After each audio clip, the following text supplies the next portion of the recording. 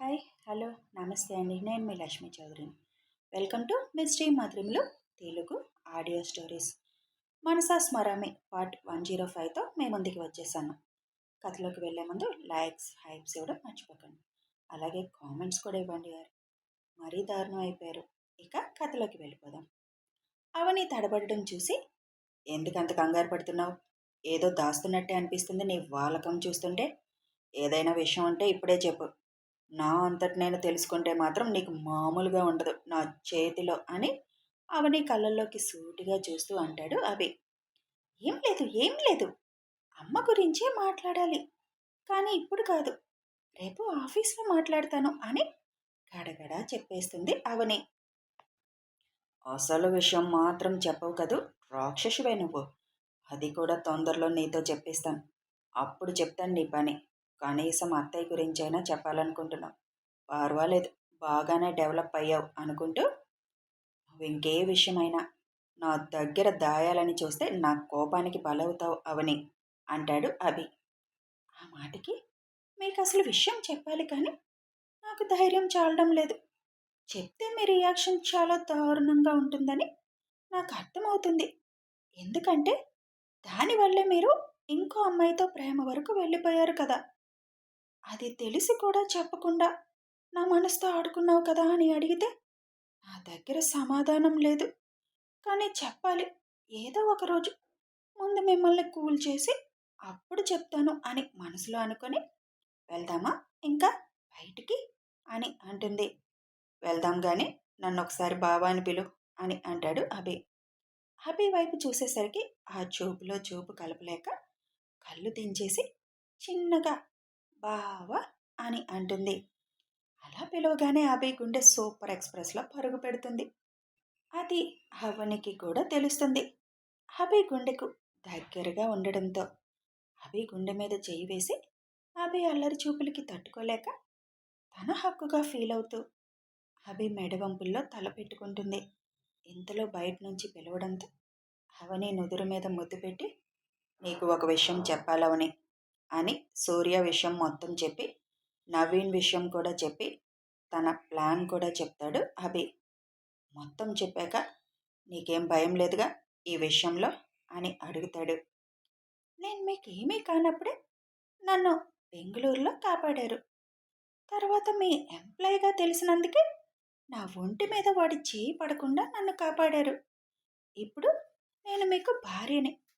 ఇంక నాకేమైనా అవనిస్తారా మీరు? నాకేం భయం లేదు. ఒక మంచి పని కోసం నేను కూడా అందులో భాగమవుతుంటే సంతోషంగా ఉంది అని అంటుంది అవని.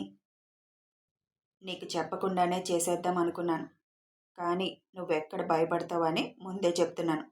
ఎట్టి పరిస్థితుల్లో నువ్వు దేనికి టెన్షన్ పడకు అని అంటాడు అభి. నిజంగా నాకేం టెన్షన్ లేదు సార్. వెంటనే అవని బొగ్గ కొరుకుతాడు అభి. ఇష్ అంటూ చూసేసరికి అయితే బావ లేదా అభి ఈ రెండిట్లో ఏదో ఒక పిలువు. ఇంకోసారి సార్ అన్నావంటే చంపేస్తా నిన్ను. అది సరే కానీ ఇప్పుడు ఆఫీస్లో ఏం చెప్పాలి? నాకు పెళ్ళయిందనే కదా ఇంకా అనుకుంటున్నారు అని అడుగుతుంది అవని. అవని ఆ మాట అడగగానే, దానికి నా దగ్గర ఒక ఐడియా ఉందిలే, అది ఫాలో అయిపోదాం. అక్కడి నుంచే ఆ నవీన్ గాడి ఆట కూడా కట్టిద్దాం అని అంటాడు అభి. ఏం ఐడియా అది బావా అని దీర్ఘం తీస్తూ అంటుంది. కనిపించవు గాని కోతివే నువ్వు. నా దగ్గర ఏమీ తెలియని అమాయకురాల్లా నటిస్తున్నావు. నేనా? నటిస్తున్నానా అని అమాయకంగా ఫేస్ పెట్టి అడుగుతుంది అవని. తన దగ్గర కొత్తగా అల్లరి చేస్తున్న అవనిని చూసి చిన్నగా నవ్వుకుంటాడు అభి. నేను అడిగింది చెప్పలేదు అంటుంది అవని. రేపు డైరెక్ట్గా అందరితో పాటు నువ్వు విందువులే. నేను ఇంకోటి అడగనా? ఎన్నైనా అడుగు, మొహమాటం పడకుండా.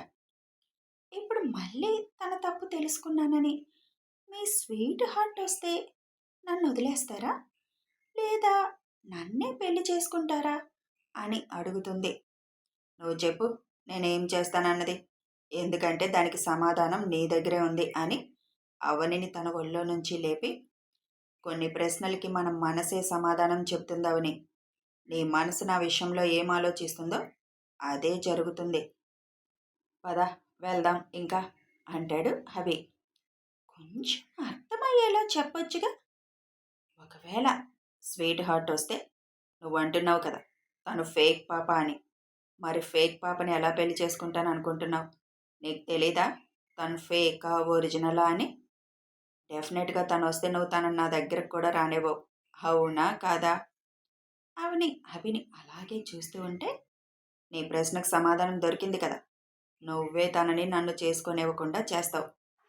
ఎక్కువ కాలం ఏ నిజాలు దాయలేరు. నేను ఆల్రెడీ ఆ ఫేక్ పాప గురించి ఎంక్వైరీ మొదలుపెట్టాను.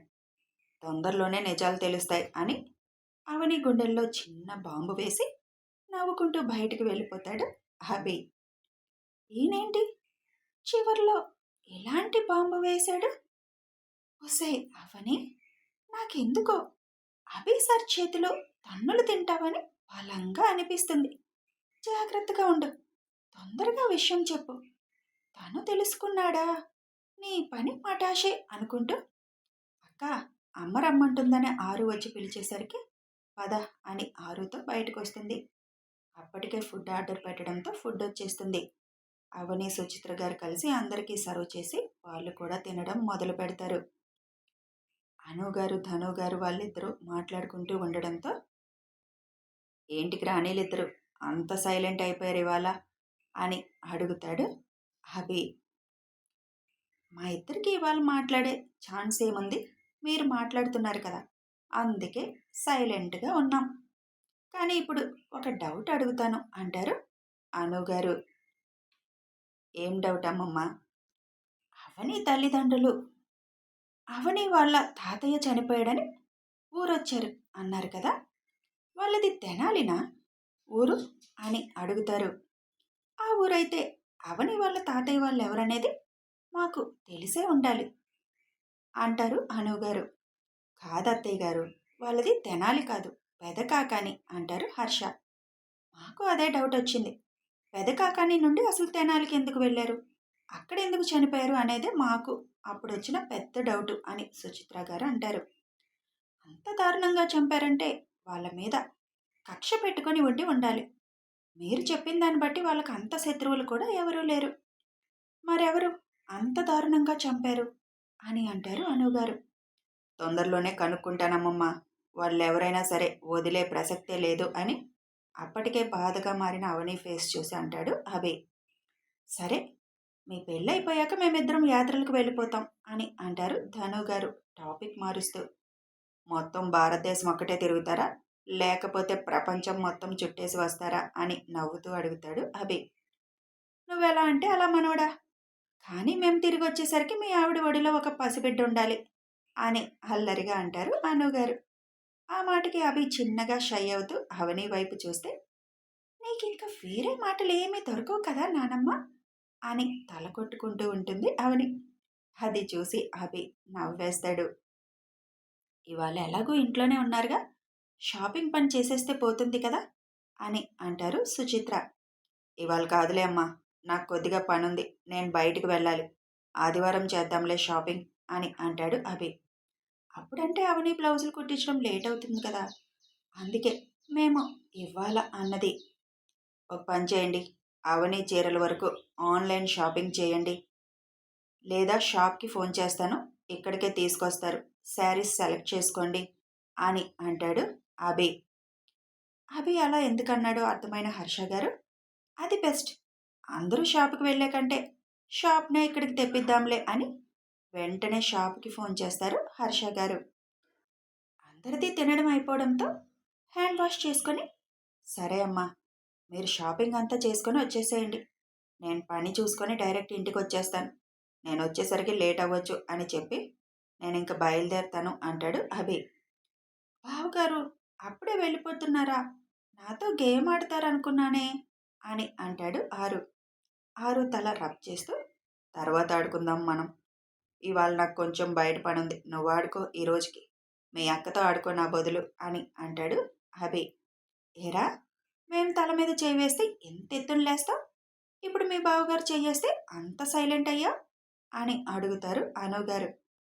బావగారు చాలా స్మూత్గా రబ్ చేశారు, మీరు రబ్ చేస్తే ఒక 10, 15 ఎంట్రుకలు ఊడిపోయేలా గట్టిగా రబ్ చేస్తారు. ఎక్కడ బట్టతలొస్తుందో అని నా భయం నాది అని అంటాడు ఆరు. అమ్మ పడవ! ఉండరా నీకు పని చెప్తాను. మొత్తం పీకి పెడతాను అని ఆరు చెవి పట్టుకుంటారు అనుగారు. వదిలేయనమ్మమ్మ చిన్నోడు కదా అని ఆరు మాటలకి నవ్వుకుంటూ సరే మేం వెళ్తున్నామమ్మా అని అంటాడు అభి. సరే అభి తొందరగా వచ్చేయండి అని చెబుతారు సుచిత్ర. కళ్ళతోనే అవనికి వెళ్ళొస్తానని చెప్తాడు అభి. అభి వెళ్ళడం అవనికి అస్సలు ఇప్పుడు ఇష్టం లేదు. అభితో ఈ రోజంతా టైం స్పెండ్ చేయాలని కోరిక ఎక్కువైపోయింది అవనికి. అందుకే మొహం డల్గా పెట్టేసింది. అభి వెళ్ళిపోతుంటే అది అభికి తెలుస్తున్నా చేయవలసిన పనులు ఉండడంతో తప్పక తను కూడా వెళుతున్నాడు. వినయ్ ముందే వెళ్ళిపోతాడు కిందకి. అభితో పాటు లిఫ్ట్ దాకా వస్తుంది అవని. లిఫ్ట్లోకి వెళ్ళిన అభి అవని చేపట్టి లిఫ్ట్లోకి లాగేస్తాడు. అభి అలా చేస్తాడు అనుకొని అవని తను లాగేసరికి వెళ్ళి అతనిని అతుక్కుంటుంది. ఏం చేస్తున్నారు మీరు? నన్ను ఇలా భయపెట్టి చంపేద్దాం అనుకుంటున్నారా అని చిరుకోపంగా అడుగుతుంది అవని. నిన్నెప్పుడే చంపేస్తే ఎలా?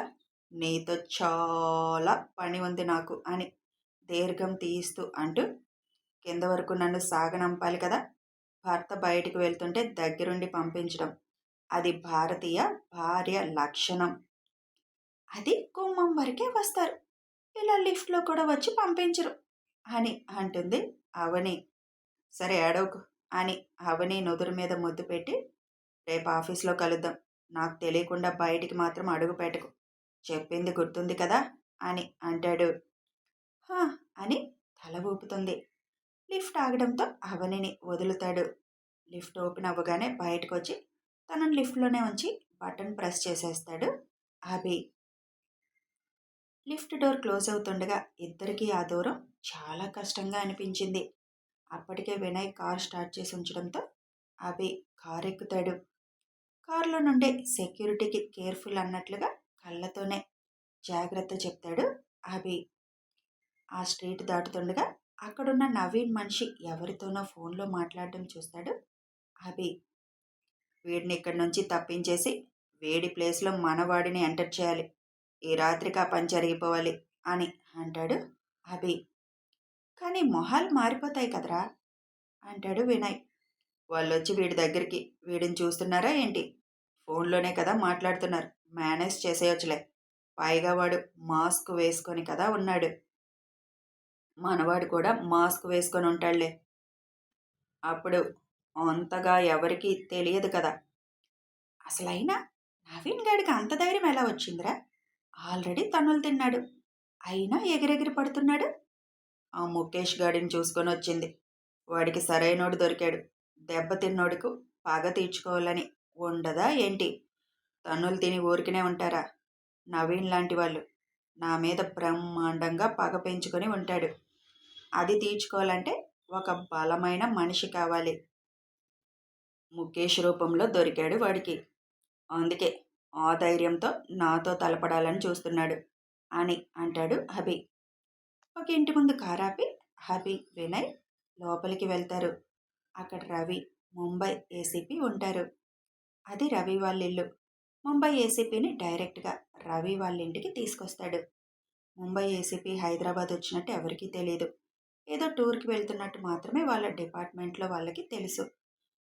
ముంబైలో కేవలం ముగ్గురికి మాత్రమే ఏసీపీ హైదరాబాద్ వచ్చినట్టు తెలుసు. వాళ్ళు ఏసీపీ నమ్మిన బంటులు. అభి ఏసీపీని విష్ చేసి సారీ వెయిట్ చేయించాను కదా అంటాడు. నో నో అభిరామ్, ఏం వెయిట్ చేయించలేదు. అయినా ఇవాళ మీ ఎంగేజ్మెంట్ అని తెలిసింది. పాపం నా వల్ల రవి గారు కూడా రాలేకపోయారు కదా మీ దగ్గరికి, నేనే మీకు సారీ చెప్పాలి అంటారు ఏసీపీ. ముఖేష్ కోసం నేను మిమ్మల్ని హెల్ప్ అడిగి మిమ్మల్ని ఇరకాటంలో పడేశాను. అదేం లేదు సార్, మీరు అడగకపోయినా ఆ ముఖేష్ గారి పని నేను చూసేవాడిని. మీరు ఎంటర్ అవడం వల్ల నాకు ఇంకొంచెం తొందరగా వాడిని క్లోజ్ చేయడానికి వీలవుతుంది అంటారు ఏసీపీ. వాడేం అందరికీ చెప్పి చేసుకోలేదు సార్ ఎంగేజ్మెంట్, మీరు ఫీల్ అవడానికి సైలెంట్గానే చేసుకున్నాడు. కొన్ని కారణాల వల్ల. పెళ్ళికి మనం హంగామా చేద్దాంలేండి. ఇప్పుడు మనం చేయాల్సిన దాని గురించి మాట్లాడుకుందాం అని అంటాడు రవి. వాళ్ళందరికీ అభి తన ప్లాన్ వివరిస్తాడు. అంతా విన్న ముగ్గురు ఆశ్చర్యపోతారు. కానీ తనకి టెన్షన్ పెడుతున్నాం కదా మనం అని అంటాడు ముంబై ఏసీపీ. తప్పదు సార్. వాళ్ళు తన ద్వారానే నన్ను ట్రాప్ చేయాలని చూస్తున్నారు. మనము అదే చేస్తున్నాం. అంతకు మించి ఏం లేదు. తనకు ఆల్రెడీ నేను చెప్పేశాను. తను కేర్ఫుల్గానే ఉంటుంది. వాళ్ళు వాళ్ళ ట్రాప్లో మనం పడ్డాం అనుకుంటారు. వాళ్ళ ఆ ఊహలో ఉండగానే మనం మన పని చేసేయాలి అని అంటాడు అభి. ఓకే డన్ అంటాడు ముంబై ఏసీపీ. అతనితో వంతు పాడుతాడు రవి. కథ కొనసాగుతుంది. మరి అవని ద్వారా నవీన్ని ముఖేష్ని ట్రాప్ చేయాలనుకుంటున్నారు. వీళ్ళ ప్లాన్ కరెక్ట్గా సక్సెస్ అవుతుందా, లేకపోతే అవని ఏమైనా ప్రాబ్లంలో పడుతుందా తెలియాలి అంటే ఫాలో అయిపోండి. వీడియో నచ్చితే ఒక లైక్ చేయండి, షేర్ చేయండి, కామెంట్స్ రూపంలో మీ అభిప్రాయం తెలపండి. సబ్స్క్రైబ్ చేసుకొని ఛానల్ని సపోర్ట్ చేయండి. Thanks for watching.